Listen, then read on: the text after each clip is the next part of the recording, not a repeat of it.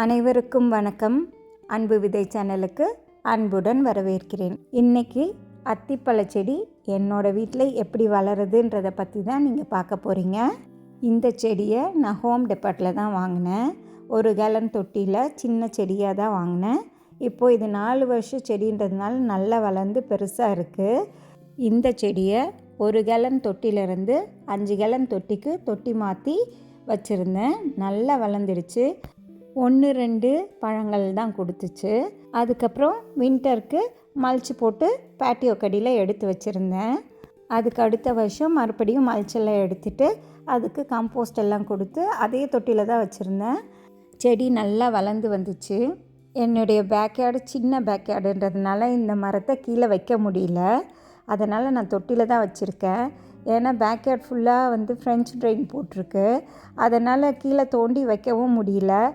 சரி என்ன பண்ணுறது, இந்த பெரிய தொட்டியில் வச்சுருவோன்னு வச்சுட்டோம். போன வின்டருக்கு நல்ல ஹெவி மல்ச்சு போட்டு ஃபுல்லாக அதோட ரூட்டெல்லாம் நல்லா கவர் பண்ணிட்டோம். வின்டர் முடிஞ்சு நல்ல வெதர் அப்பான உடனே செடி ஃபுல்லாக நிறைய பிஞ்சு எடுத்துருச்சு. அதை பார்க்கவே ரொம்ப சந்தோஷமாக இருந்துச்சு. ஏன்னா 3 வருஷமாக ரொம்ப கம்மியான பழங்கள் தான் எனக்கு கிடச்சிச்சு. போன வருஷம் இந்த பெரிய தொட்டியில் வச்சோடனே நல்லா வேரெல்லாம் நல்லா எஸ்டாப்ளிஷ் ஆகிட்டு நுனி முதல் அடி வரை அவ்வளோ காய்கள் இருந்துச்சு. பார்க்கவே பச்சை பசேன்னு அவ்வளோ அழகாக இருக்குது பாருங்களேன். இந்த செடியை வாங்கும்போது ப்ரௌன் டர்க்கின்னு லேபிள் பண்ணியிருந்தாங்க. ஆனால் இது வளர்ந்து இவ்வளோ பழங்கள் கொடுக்கும்போது தான் தெரிஞ்சிச்சு இது ப்ரௌன் டர்க்கி இல்லை, இது வேறு வெரைட்டின்னு. சர்ச் பண்ணி பார்த்ததில் கடோட்டா வெரைட்டின்னு காமிக்குது. இந்த செடிக்கு இங்கே பாருங்கள் எவ்வளோ ஹெவி மல்ச்சு கொடுத்துருக்கோம். இப்படி தான் போட்டு ப்ரொடெக்ட் பண்ணுவோம் வின்டரில். ஒரு 6 இன்ச் அளவுக்காவது மல்ச்சு நம்ம கொடுக்கணும். அப்போ தான் அதோட ரூட்டெல்லாம் சேஃபாக இருக்கும். ஏன்னா வின்டரில் ஸ்னோ இங்கே எவ்வளோ வருதுன்னு யாராலையும் ப்ரெடிக்ட் பண்ண முடியாத அளவுக்கு ஒவ்வொரு வருஷமும் ஒவ்வொரு மாதிரி இருக்குது கிளைமேட்டு. அதனால் நம்ம செடிகளை நம்ம தான் பாதுகாக்கணும்.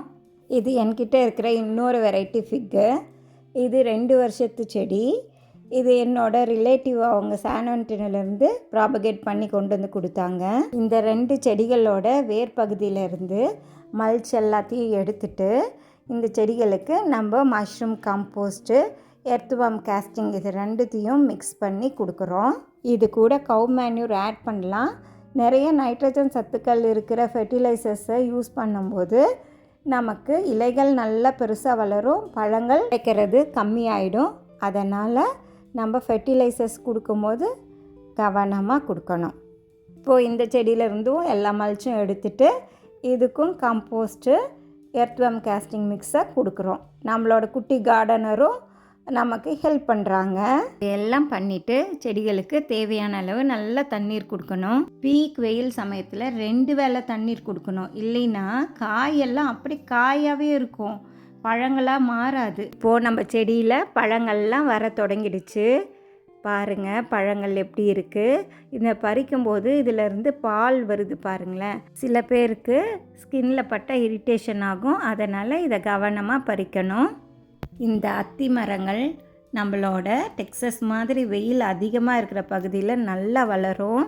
இதை வைக்கும்போது நல்ல வெயில் எங்கே இருக்குன்றதை பார்த்து வைங்க. செடியை ஷேடோ பிளேஸில் வச்சிங்கன்னா பழங்கள் கிடைக்கிறது ரொம்ப கம்மியாக இருக்கும். செடிகளோட நுனி பகுதியை சீசனோட தொடக்கத்திலேயே நம்ம வெட்டி விடணும். அப்போ தான் நிறைய கிளைகள் நமக்கு நிறைய பழங்கள் கிடைக்கும்.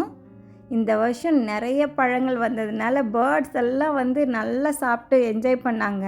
அத்திப்பழ மரங்களை கீழே வைக்கும்போது நல்லா பெருசாக வளரும், நிறைய பழங்கள் கிடைக்கும்.